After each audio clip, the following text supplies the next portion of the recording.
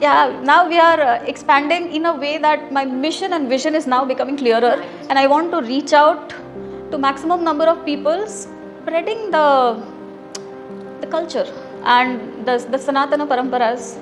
And yoga for us, every day is a yoga day.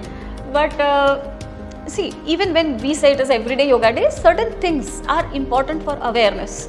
And lot of misappropriations and distorted narratives about yoga are going on. If you see the Western people, or if you just open the Instagram, you will be amazed of how people understand yoga as. So I am really very grateful to our Prime Minister, and in 2015 he started this day where we all globally, it is like it is huge, and we all come together to acknowledge this parampara which is rooting in Bharata. Hi friends, a very warm welcome to this session.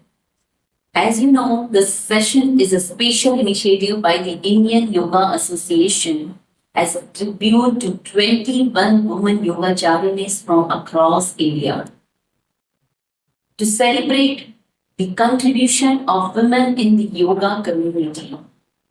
As the Government of India has proposed the theme Yoga for Women Empowerment for International Day of Yoga, I'm immensely proud and honored to interview Ms. Mauli Bhavisker today.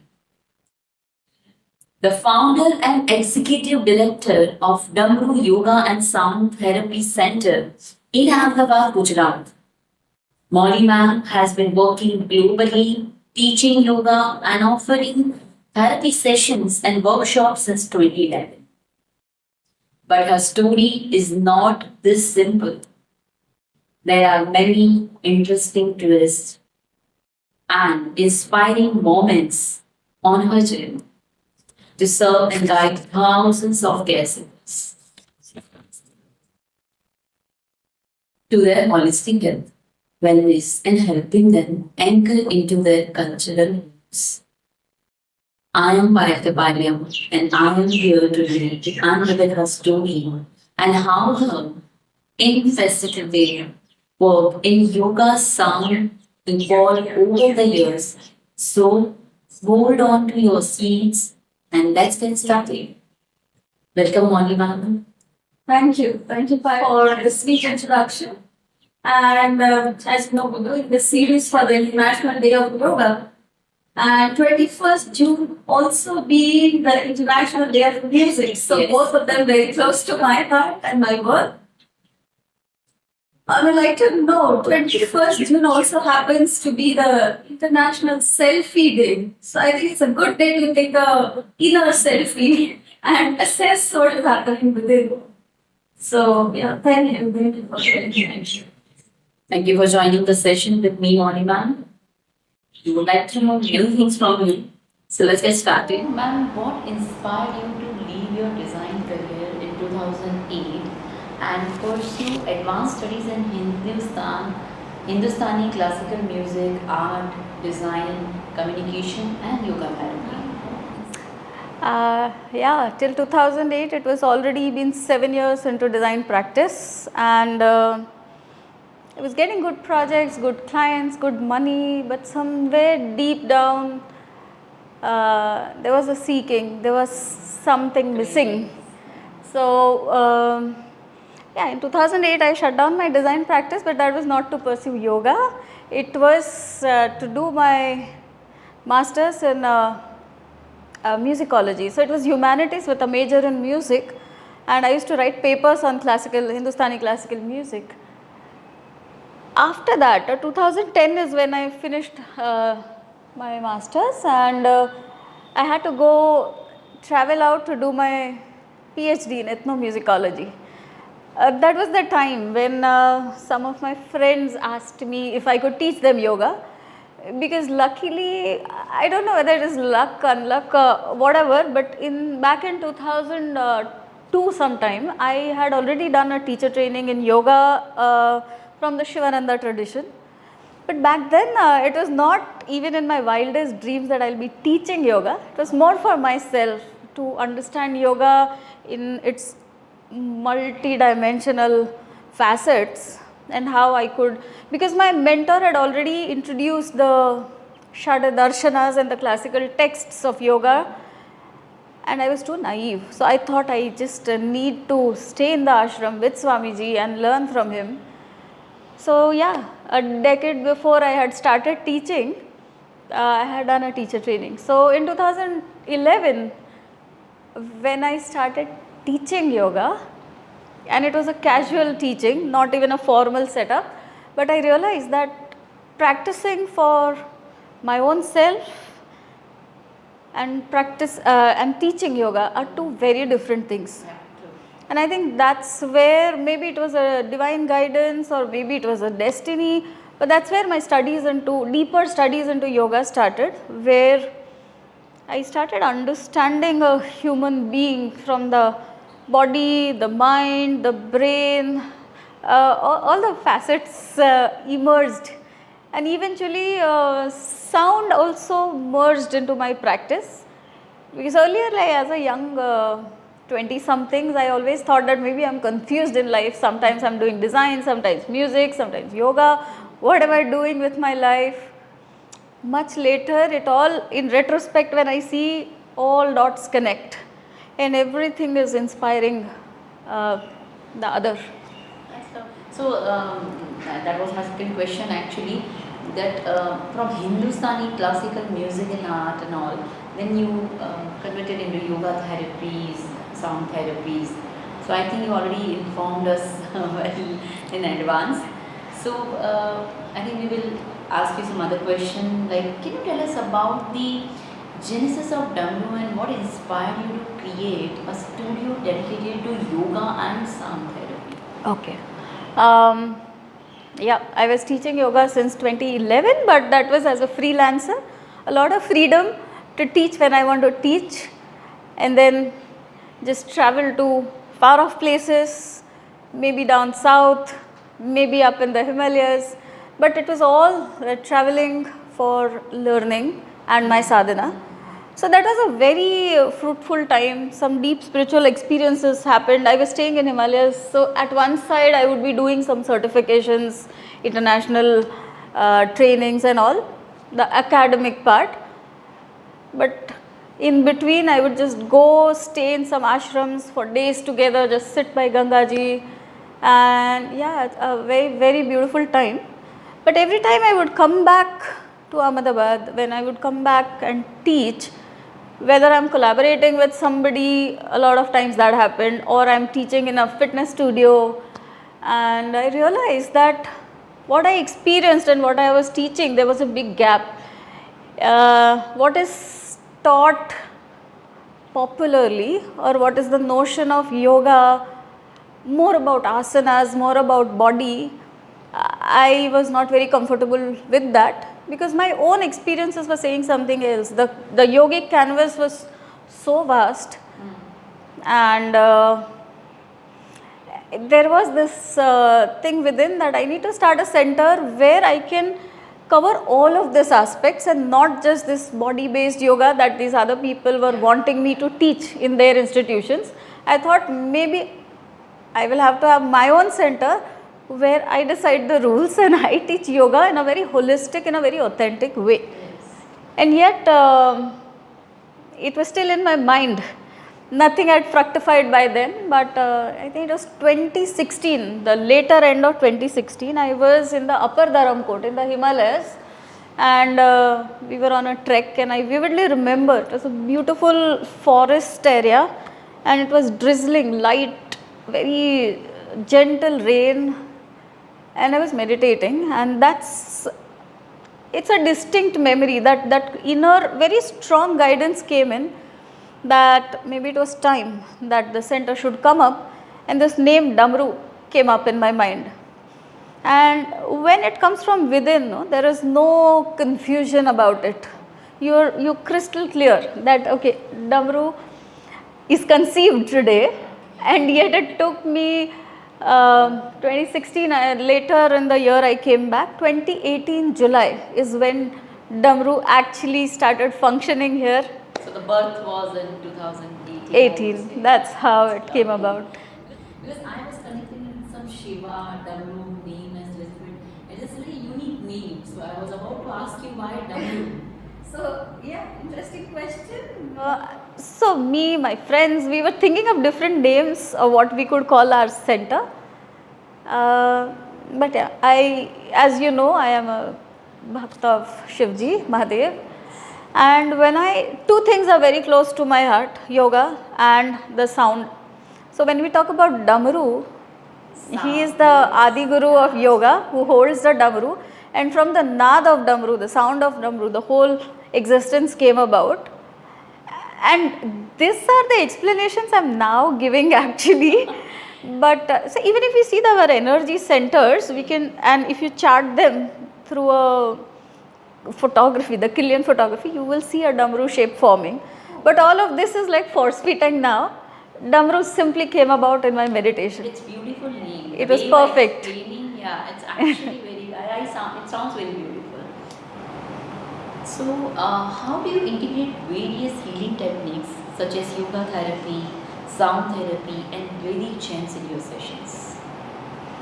I do believe in integrative healing practices or holistic healing practices. And see, different people, different individuals are different. Their constitutions, their prakriti, their behaviors, their likes, their dislikes are different. So, if you can connect with them with the thread that they can connect to, therapy works very well then. Yeah. It goes like a cakewalk. It goes like flow. So, there are different tools. So, while we say yoga therapy or sound therapy or chanting, there are also other tools. Like say, I'll tell you, Damaru is right behind IIM Ahmedabad. So, a lot of people from IIM come over and they are hardcore intellectual people. They need science, they need logic, they need reason. And that's okay. Let us start at the starting point. And that's where also my studies, one is in the Shastras and the yoga study, one is the sound study, which the Himalayan bowls I learned from Nepal, and then there are other instruments, the sound bed and all. So that's where I went down south in Auroville to do my sound medicine studies. But parallelly, maybe because my father is a doctor and there is this scientific background or that logic ka kida is there in me also, I have been studying neuroscience to understand the human brain and how neurotransmitters affect our endocrine system. Parallelly, the Western healing modalities of CBT and hypnotherapy and how the conscious subconscious mind works, which is what our Yoga Sutras also talk about. So, see, there are various tools, but like I said, different people, different behavioral patterns, you pick the thread where they connect to, but at the end of it, you bring them in a holistic canvas. And I have seen that while I am saying people are different, there is a common thread that runs, and in most of my sessions, I think I start with dealing with their breath. So once you study their breath, you know how the intervention will go about, and once they are started on the practice of breathing, it's then easy to, and again you have to take a call when you are doing a therapy session that after the breath practice intervention happens, whether you want to enter from the psyche, whether you want to enter from the soma, it will depend on the person. Okay. So yeah, sound and breath, these two are very powerful.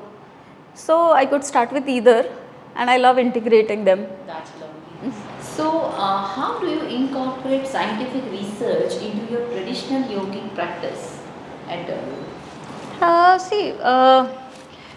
research is very necessary for today's day and time to also empower our youth to, confidently speak about our Sanatan Paramparas. At the same time, I feel research is not done so that I can validate the Vedic mantras and their efficacy, but like I said, it's more for the scientific curiosity of the current generation.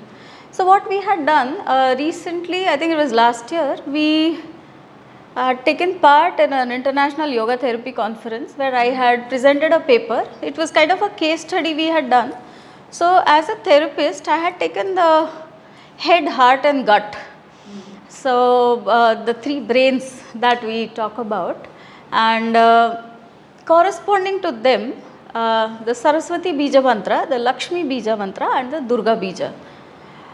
Now, while this was done, another thing that happens is that, say, the study was about the effect of Vedic mantras on the health. So, when I am chanting the mantra, this is the speech center in my brain which is active. Versus, say, I am reading the mantra, it is the visual cortex that is active. And then I am listening to the mantra. So, the auditory cortex is now active. So, even the way you are chanting will also affect your brain differently. So, what we had done is, there were 3 triads. One was the head, heart and gut. Another was Saraswati, Lakshmi and Durga. And then the chanted mantra, the mantra heard, and the mantra which was read out. Okay, so then there were 3 groups, and within those 3 groups we again divided them into 3 categories. So the 3 groups were the Saraswati, Durga and Lakshmi, and then within each group 1/3 was doing the chanting aloud, 1/3 were reading out, and 1/3 I had given them a recording that they were listening to the same mantra but in different ways it was done. And then there was another group and there was another group. And the study turned out to be pretty amazing of how these mantras, and we had taken the before and after, and for 9 days they were chanting the mantras twice a day, early morning and just before sleeping 108 times. And then we had taken all the data, and it was pretty amazing, and it just kind of makes us feel so proud that how these mantras are designed and how profoundly they can affect the life, the relationships, the emotional balance, and of course the physical symptoms also we had asked them in the questionnaire. And a lot of beautiful answers came about. So yeah, it was one beautiful research we did. That was last year we did. That was live example you set for them. The way you. And the best part was we had chosen across the age groups where there were always also new mothers or the mothers of toddlers. Oh. And when the mother started chanting, those toddlers used to love that, and they would sit in the lap and try and chant along, or at least be in that vibe. Yeah. So it was nice, yeah. So can you explain the role of sound therapy, particularly the use of Himalayan balls and healing Vedic chants in promoting physical and emotional well-being? Okay. See, both are sounds, whether we say the Vedic chants or the Himalayan bowls, we are dealing with the sound of it, the frequency of it, but also the bhavana of it. But when we say the physical and emotional, these sound modalities happen in 2 ways. With the instruments, with the sound bed and the chimes and the sound tubes and the Himalayan bowls, it is a passive intervention where me or my team would be doing something, creating that sound, and the person is simply receiving, fully receiving. While when you're doing the chant, it is an active participation. So both modalities are different, but okay, coming to the passive, the Himalayan bowls and the other instruments part, see, when there are soothing sounds and especially certain frequencies that we use, it takes them into a very deep state of relaxation. That's where the parasympathetic activation happens, and when that happens, the body, the inner innate healing mechanism kickstarts by itself. So then at that time we are just the facilitators, and the process happens where the care seeker is healing himself or herself. The bodily intelligence takes over, and it's beautiful sometimes to watch that whole thing. Coming to the emotional part, in the sound sessions, lot of times it happens that they get an access to a very deep subconscious state of being, and that is where a lot of emotions we have buried down, suppressed for maybe years, and they kind of get an avenue to purge out. So a lot of emotional healing, emotional release also happens, and it's a very common thing actually. We see that there is a cathartic release after the session, or they are into a deep state of just don't want to come out of it. and the sound waves are still working. So yeah, emotional, physical, and when we talk about the mantras, actually it is beyond that. They are this Vedic mantras given by the rishis and the Shruti Shastra. They had also received it from the divine. It is Apaurusheya. So when they start working, these are deeply embedded archetypal sonic patterns, and they can shift not just the physical or emotional or mental, but even the deeper chitta samskaras and vasanas. So it can go as deep, and for me, as many modalities as I use, I feel the Vedic chants have been the biggest transformer for my own transformation. They played the biggest role. They're very, very powerful. What do you find the most rewarding about working with children, pregnant women, and new mothers and teenagers? Okay. So this section of society is something very close to my heart. So as you know, I also work as a culture coach and helping people, guiding people to connect to their own roots, their own culture. And Sanatana is a way of life, of being a better human being or operating at your higher potential. And when I have to teach it, I see that the younger we catch them, the easier it is to they're very malleable. So Teach younger children is easy than to teach broken adults, something like that. yeah. I heard that somewhere. See, brain, there is plasticity, the neuroplasticity that we talk about. At any age we can change, but the effort increases. So when I teach pregnant women, my target population is not the mother to be, but the unborn child within. And then the children, very soft and agile, and you can mold them. The teenage population, I feel, is the very, very important population, because they are at the bridge, at the transition from one stage of life to the other. And at this stage, if you give them some anchoring, they also have, like for children, Sensitive that age. intelligence, that analytical abilities are still a little lesser. In teenagers, they understand, and especially, I don't know, people say that this generation is too entitled and this that, but they are very, very keen and intelligent. They grasp very fast. So if these basic tenets of dharma are instilled at that time, the life path actually transforms.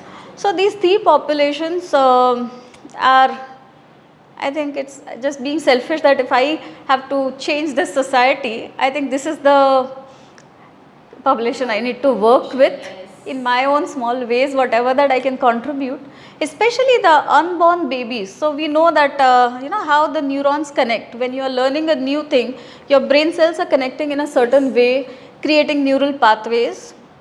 In utero, inside the mother's womb, the process is slightly different, and they grasp very fast. Like we all know the story of Abhimanyu, and in my own practice over a period of years, when I see women who come to me, say a woman is coming for both her pregnancies. Earlier, she was not with me or not practicing yoga, and later then they did all this chanting and yoga and all of that. The two kids show a stark difference. You can see, it's just visible. And what are some of the most common challenges you face when treating individuals with psychosomatic elements, and how do you address it? Yeah, that's important, because these days I have seen my practice have transitioned from more of the physical issues and illnesses, maybe the joint pain and frozen shoulder. More than that, the psychosomatic ailments are on a tremendous rise. More so post COVID, we have seen a steep rise in this graph, and Huge. it is huge. Numbers. It is huge. So yeah, I think working with them, somehow my studies into human mind and all has helped me, and mostly the sound part. Yeah, that's important, because these days I have seen my practice have transitioned from more of the physical issues and illnesses, maybe the joint pain and frozen shoulder. More than that, the psychosomatic ailments are on a tremendous rise. More so post COVID, we have seen a steep rise in this graph, and Huge. it is huge. Numbers. It is huge. So, yeah, I think working with them, somehow my studies into human mind and all has helped me, and mostly the sound part. Yeah, that's important because these days I have seen my practice have transitioned from more of the physical issues and illnesses, maybe the joint pain and frozen shoulder. More than that, the psychosomatic ailments are on a tremendous rise. More so post COVID, we have seen a steep rise in this graph, and Huge.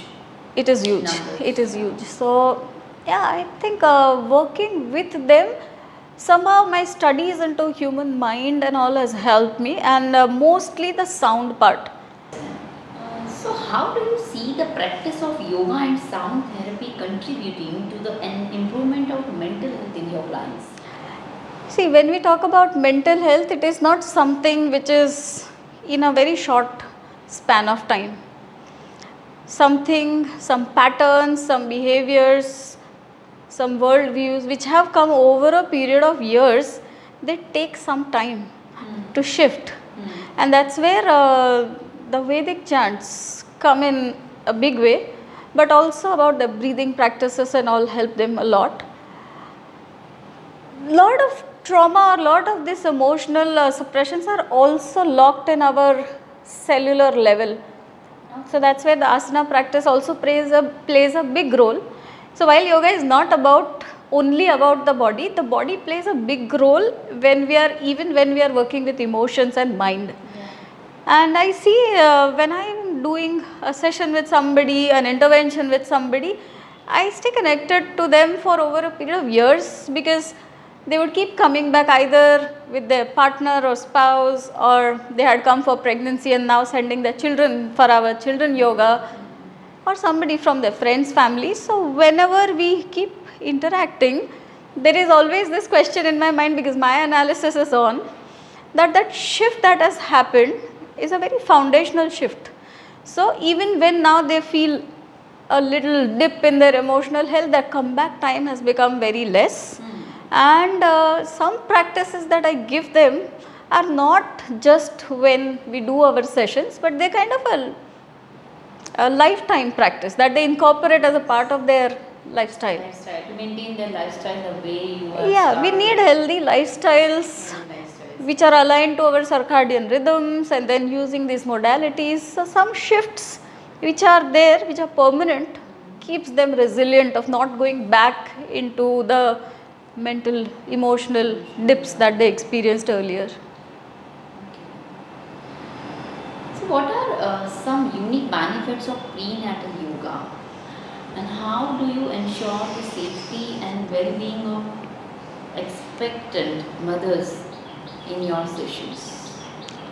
Prenatal yoga. While we were talking about it earlier, the working with the unborn baby, safety. Safety is the primary thing in pregnancy yoga, and I also see around that people do when they are teaching pregnancy yoga, they make women do a lot of asanas which are a little more aggressive or intensive, I feel.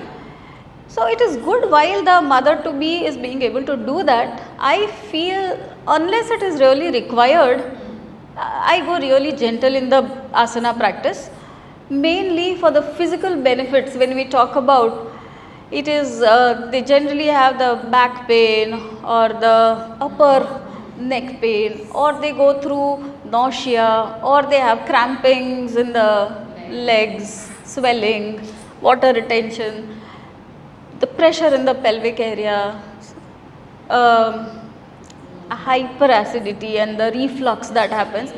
So as long as you're addressing these issues and we don't need very aggressive asanas for this. So mostly, the Sukshma Vyayam and gentle asana practices which ensure the circulation of prana, agility of the muscles related, because if we understand the pregnancy physiology, the thing is that there are huge changes that occur in a woman's body when, especially during the 9 months that are happening. So we need to support her and nourish her and nurture her rather than challenging. Challenge is not the time. This is not the time for challenging. More in our pregnancy yoga practices, it's more about studying shastras and swadhyay, a lot of chanting, pranayama practices. These go really high, and asana practices are as much as required. So when you see the impact, these mothers also preparing them towards parenthood. True. So strong, resilient mothers is the goal actually, Yes. while keeping them safe. It's a big change for any mother. It's a life shift, life change that happens. But when mothers are resilient, the babies respond that way. So to create a new generation which is strong, committed and resilient, yes, we need to work on the mothers because they are the first gurus for the child. And even they are taking second birth, I guess. No? We say that कि उनका भी दूसरा जन्म हो रहा है. Yes. So it is very important the way you are saying, not to be harsh on themselves. We need to teach that self-love first. Yes. It's very important. How do you envision its growth in coming years? I mean, Okay. See, my initial agenda when I started this center was to have a place Authentic where yoga. people could experience the authenticity of yoga. understand. And while I told you, me myself learning in various traditions of yoga, Yes. I had my own understanding of what it means, the yoga practice and the sadhana means to me. And it's like, I feel I'm very blessed. So when I was introduced to the Krishnamacharya lineage and studying what Desikachar sir was teaching, it was really in sync with what was my thought about the practice, about the sadhana. So now I have already collaborated with them and we are offering a teacher training program in yoga. This is a very unique program I see because my whole fight always with the yoga fraternity around, while there are genuine practitioners and teachers, the popular model was to just do brief certificate courses with no in-depth study of yoga. Also this certification from somewhere outside India, while yoga is from Bharata. So a lot of things come together, but this training that we offer, it's not a 4 weeks, 6 weeks things. We do for it's not 200 hours, it is 800 hours and it extends over 15 months. So the sadhaka, the practitioner or the teacher who is wanting to be a teacher is also doing his or her own practices, evolving, imbibing, grasping, learning. And I think in the western part of India, Damaru is the only center where we are providing this training currently. My goal now is to make more such teachers who are more committed, more authentic in the practice of yoga. This is a very sacred science. Yes. And I feel, are trivializing it a lot, and that's where I stand up against. So Damaru, as I see going ahead, creating more teachers who are more committed, creating more training programs of awareness. Even if you don't want to become a yoga teacher, even if you're a practitioner, understand the depth of yogic practices, not just the variations that you see on Instagram. True. So that's my As you thing. said, it's not We're coming with a lot of, Damaru is now actually ready with a good team. Over a period of years, we have worked to create a genuine, authentic, experienced teachers. And we are coming up with a lot of trainings. One, as I said, the yoga teacher training program, which is a big 15-month program. Then there are training programs in sound therapy that all my years of, since my childhood, learning the classical music and going to Nepal, going down south, learning sound as medicine, the vibrational frequencies, also learning the Vedic chants. So everything I have combined to create a very deep holistic training in sound. That is another. We're offering trainings in Yoga Nidra. So while you were talking about the psychosomatic illnesses, stress is the silent killer, and these days it is like huge. I'm really sorry, but I'm not aware about Yoga Nindra. What exactly it is? Is it a Yoga kind of Nidra is it's not a meditation practice, but it could lead to those states. But you see, we are deeply de-stressing people, but the main agenda for Yoga Nidra is to reconfigure the subconscious. And it's a very powerful and a very, very ancient practice. So we talk about Vishnuji on the Anantanaga in the Yoga Nidra state. Nindra is sleep. But Yes, but it is different. The yogic sleep is not what we a normal sleep. It's a different practice, and lot of see, because you get an access to that subconscious state. It is very important what instructions you are giving in Yoga Nidra. I've seen a lot of teachers not very careful with their words that you are using or the instructions that they are giving. So we've designed a Yoga Nidra certificate training program where we train them into different, what all do you take care of and what is the sequence of taking a person into that state and how to safely bring them out. that's wonderful. So that's another training program coming up. Now we are expanding in a way that my mission and vision is now becoming clearer, and I want to reach out to maximum number of people, spreading the culture and the Sanatana Paramparas and creating resilient individuals. So Yeah, wishing you lots of luck on this journey. Okay, so what does the International Yoga Day mean to you, and how do you see its significance evolving in 2004? okay, yoga for us every day is a yoga day, but see, even when we say it is everyday yoga day, certain things are important for awareness. Yes. And lot of misappropriations and distorted narratives about yoga are going on. If you see the Western people, or if you just open the Instagram, you will be amazed of how people understand yoga as. So I am really very grateful to our Prime Minister, and in 2015 he started this day where we all globally, it is like it is huge, and we all come together to acknowledge this parampara which is rooting in Bharata. And last year, I think if there was a video from the government of India, the Ayush Mantralaya, it was a beautiful video. So, what they've done is, on the globe, like every country, wherever there is sunrise, the first thing they're practicing is yoga. And then they've created the videos of all the countries where as the sunrise happens across the globe. It's a beautiful video. But yeah, like I said, every day might be a yoga day for maybe you and me, but it's a good statement of Sanatana, of yogic dharma becoming the Vishwaguru.